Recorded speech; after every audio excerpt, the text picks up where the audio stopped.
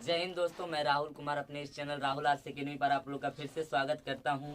आज हम 10th class के चौथा चैप्टर नाखून क्यों बढ़ते हैं उसके तरफ बढ़ने जा रहे हैं। तो मेरा जो ये वीडियो है ये सीधा क्लास से लाइव है, तो आप लोग को क्लास का आवाज जाएगा तो उससे डिस्टर्ब नहीं हो जाइएगा, क्योंकि सिर्फ आपको मेरे आवाज पे ध्यान देना है ना। तो बाकी सारे लोग का आवाज आएगा तो उस पर कॉन्सेंट्रेट नहीं कीजिएगा। इन लोगों को भी फुल आज़ादी है कि ये पूछ सकते हैं, और आप लोग भी क्वेश्चन के साथ साथ यूं समझिए कि मैं आपके सामने बैठा हूं, आप उस पार मैं इस पार हूं, और बखूबी जब हम कुछ पूछें तो अपना मन से जवाब देने का कोशिश कीजिएगा ताकि आपको बहुत ही अच्छे से याद हो।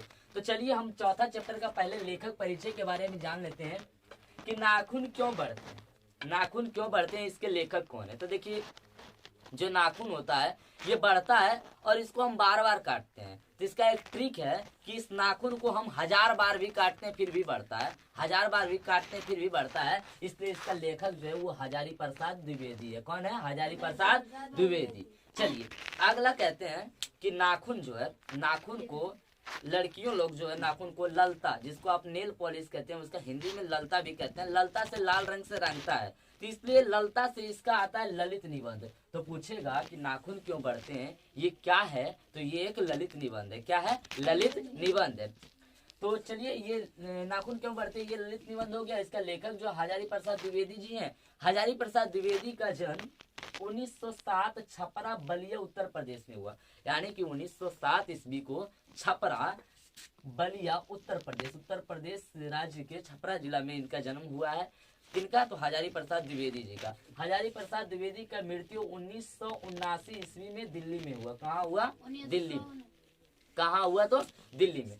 चलिए अगला, इनका प्रमुख रचनाएं क्या क्या। देखिए प्रमुख रचनाएं इनके एक दो नहीं कई रचनाएं हैं, लेकिन इनके जो इम्पोर्टेंट रचनाएं वो हम यहाँ लिखने का काम किए हैं। और इसमें से भी जो मोस्ट इम्पोर्टेंट है, MVVI बोले तो मोस्ट वेरी इंपॉर्टेंट क्वेश्चन, हम उसको मार्क करेंगे। आप लोग उस पर विशेष करके ध्यान दीजिएगा। जैसे उनका सबसे ज्यादा बोला जाए तो एक तरह से इम्पोर्टेंट है अशोक के फूल। ये काफी ज्यादा ऑब्जेक्टिव में पूछा जाता है कि अशोक का फूल किसका रचना है। तो आप कहिएगा कि अशोक का फूल जो वो हजारी प्रसाद द्विवेदी का रचना है। किसका है? हजारी प्रसाद द्विवेदी का। अगला है कि कूटज। कूटज भी इनकी रचना है। विचार प्रवाह उन्होंने ही लिखा है, हजारी प्रसाद द्विवेदी ने ही। आलोक पर भी हजारी प्रसाद द्विवेदी ने लिखा। बाण भट्ट की आत्मकथा भी हजारी प्रसाद द्विवेदी जी ने ही लिखे हैं। और उनका अनाम दास का पौधा भी उनका एक बहुत ही प्रमुख रचना है। अगला है ये सुर साहित्य, ये बहुत ही ज्यादा इंपॉर्टेंट है। सुर साहित्य जो है ये बार बार पूछे जाते हैं कि सुर साहित्य किनका रचना है, तो हजारी प्रसाद द्विवेदी का। किसका है? हजारी प्रसाद द्विवेदी का। अगला है नाथ संप्रदाय।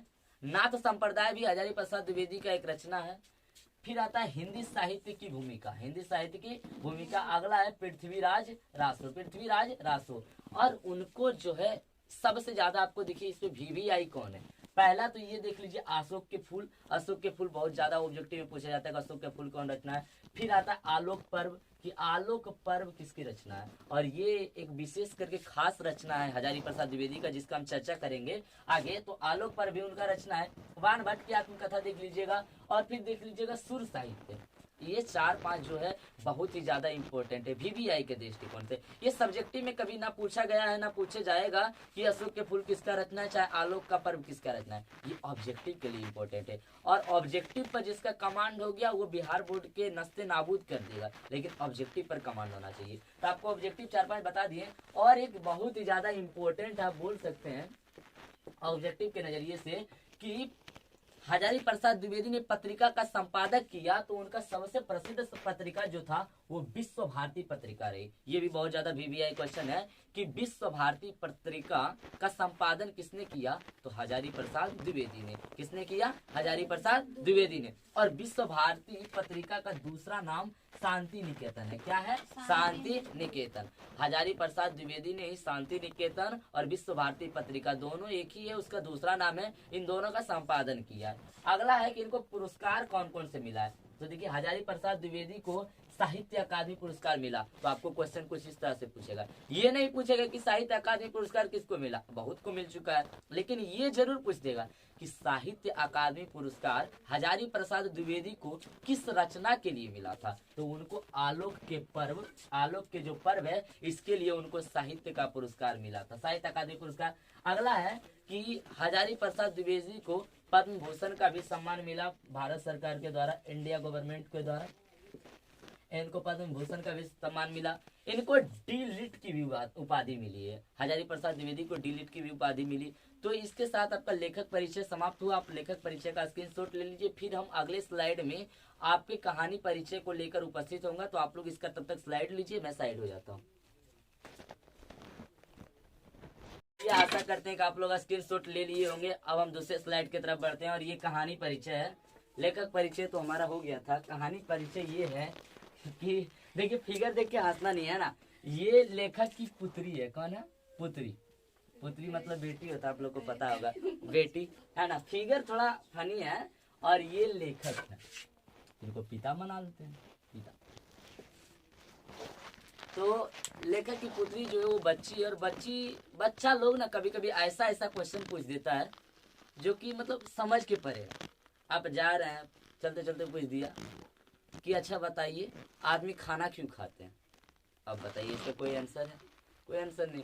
अब उसको क्या समझाइएगा कि हमारे जीवन के जैविक क्रिया के लिए खाना जरूरी है। चलते चलते वो पूछ देगा कि हम सांस क्यों लेते हैं। उसी तरह लेखक की जो पुत्री है उसने अपने पिताजी से दौड़ते दौड़ते आई और बोली, पापा पापा पापा ये नाखून क्यों बढ़ते हैं। अब बताइए, इसके लेखक भी भाई अजब लगे कि हाँ भाई बात तो सही है, ये नाखून क्यों बढ़ता है। अब देखिए हम लोग साइंस की भाषा में जानते हैं कि नाखून इसलिए बढ़ता है क्योंकि नाखून के जो अगला भाग है वो मृत कोशिका है, लेकिन नाखून के पिछला भाग जीवित कोशिका है।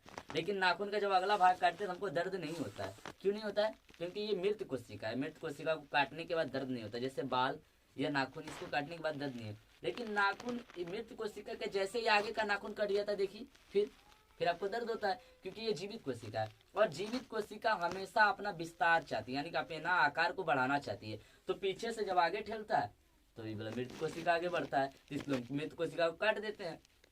तो ये तो खैर साइंस की भाषा, लेकिन ये हिंदी है। आपको साइंस की भाषा लिखने पे नंबर तो मिलेगा नहीं, इसलिए हिंदी की भाषा में लेखक ने बहुत ही अच्छा आंसर दिया है कि नाखून जो है वो पार्श्ववृत्ति है, यानी कि पशुओं की प्रवृत्ति का है। वो हमें पशुता की याद रहती है। आपको पता होगा कि मानव बनने से पहले इंसान जो आदि मानव हुआ करते थे, और आदि मानव का नाखून बहुत बड़ा बड़ा होता था। तो वही हमें नाखून पुरानी यादों को दिलाने के लिए बढ़ती है। तो जब आपसे क्वेश्चन पूछा जाएगा, ये 2 नंबर क्वेश्चन आता है कि नाखून क्यों बढ़ता है, इस पर आप अपनी राय दें। तो आपको लिखना है, बहुत ही वीवीआई क्वेश्चन, आप गौर से सुनिएगा। इसका आंसर होगा कि नाखून हमें हमारी पुरानी प्रवृत्ति जो पार्श्व प्रवृत्ति थी, यानी पशुता की याद दिलाने के लिए बढ़ती है। तो नाखून क्यों बढ़ती है, इसका आंसर मिल गया। तो ये पूछेगा ऑब्जेक्टिव में कि नाखून क्यों बढ़ता है, यह प्रश्न लेखक को किसने पूछा। तो यह प्रश्न लेखक को किसने पूछा था? लेखक की पुत्री, यानी लेखक की बेटी ने। लेखक की बेटी ने उसे पूछा। नाखून देखिए आदि मानव को अस्त्र का काम आता था। अस्त्र किसको कहते हैं, चलिए देखिए। अस्त्र का सीधा सा अर्थ है कि हाथ में रख कर चलाए जाने वाला हथियार को अस्त्र कहते हैं। जैसे हाथ में मेरा मान लीजिए ये मार्कर, अगर ये चाकू है, ऐसा करके मैं किसी को वार कर रहा हूँ तो ये अस्त्र हो गया। लेकिन ये फेंक कर चलाए जाने वाले हथियार को शस्त्र कहते हैं। जैसे ये मान लीजिए भाला है और इसको फेंक के मारेंगे तो ये शस्त्र है, यानी फेंक के चलाए जाने वाला शस्त्र और हाथ में रखकर चलाए जाने वाला अस्त्र। तो नाखून जो है वो अस्त्र हुआ करता था आदि मानव का। और नाखून के बाद आदि मानव का अस्त्र क्या बना? तो नाखून के बाद आदि मानव का दांत अस्त्र बना। जैसे देखिए आदि मानव क्या करता था, जब जंगल में रहता था तो जंगल में तो आप जानवर के बीच रहिएगा ना, तो जानवर जब हमला करता था तो आदि मानव नाखून से अपना रक्षा करता था। और नाखून से रक्षा करने के बाद, उससे लड़ने के बाद फिर दांत से मतलब कि उसको बना करके खाता था। तो दांत से उसको चीरने फाड़ने का काम आता था पशुओं को।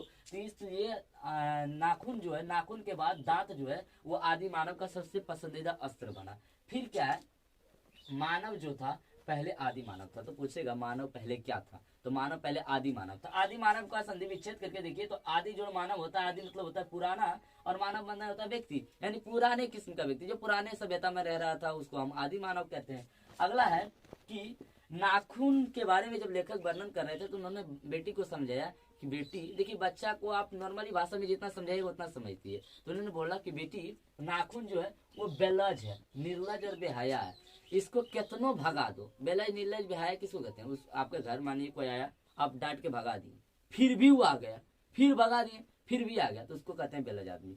तो वही है नाखून। नाखून कितना भी आए आप काट दीजिए फिर भी वो आ जाता है, तो इसलिए इसको बेलज निर्लज और बेहया कहा गया।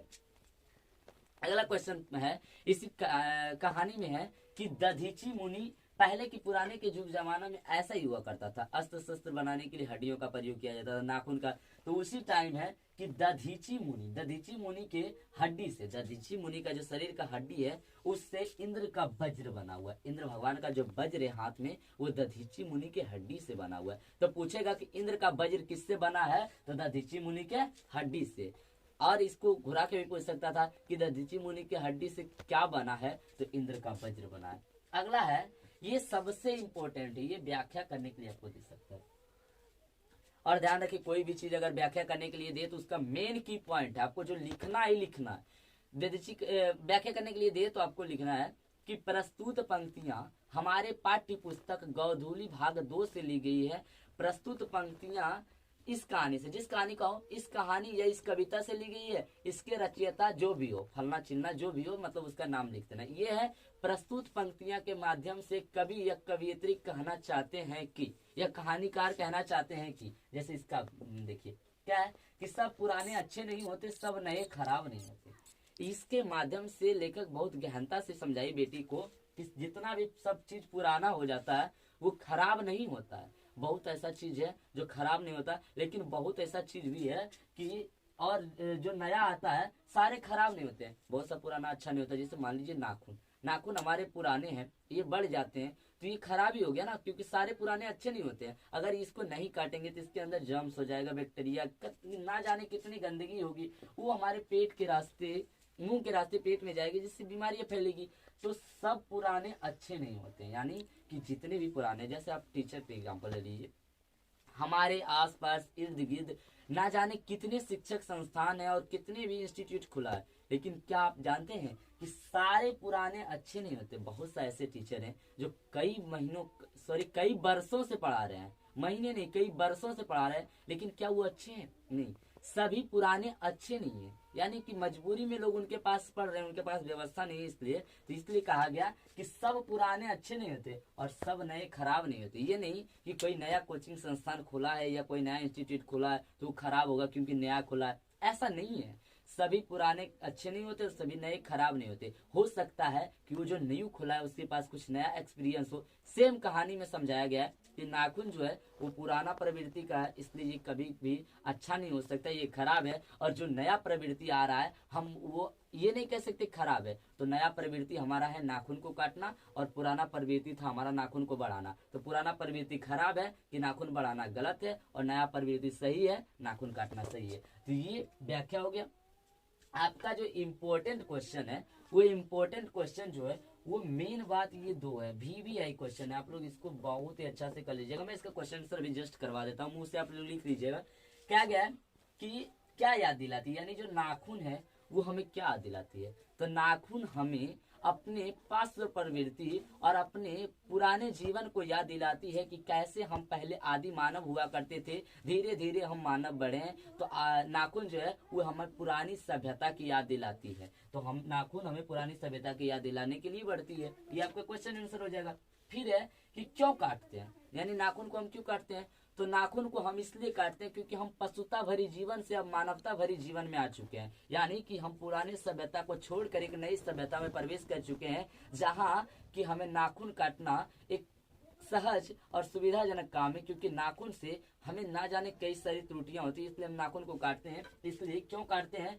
तो हम पुराने जीवन को छोड़कर नए जीवन में आ चुके हैं, हम पुरानी सभ्यता को छोड़कर नई सभ्यता में आ चुके हैं, तथा हम पशुता भरी जीवन को छोड़कर मानवता भरी जीवन में आ चुके हैं, इसलिए हम नाखून को काटते हैं। सिंपल सा आपका 2 VVI क्वेश्चन है, उसका आंसर हो गया। आप लोग स्लो मोशन में या किसी भी तरह से रोक रोक कर वीडियो लिख लीजिएगा इसके क्वेश्चन आंसर। तो चलिए इसी के साथ हम इस वीडियो को समाप्त करते हैं। आप लोग वीडियो को ऐसे ही लगातार देखते रहिए, फिर अगले दिन हम कभी 5वां नंबर वीडियो लेकर के आएंगे जब टाइम मिलेगा, तो है ना, क्योंकि बिजी शेड्यूल है तो इसी कारण से हम क्यूज भी स्टॉप कर दिए। तो आज के लिए इतना ही। जय हिंद, जय भारत।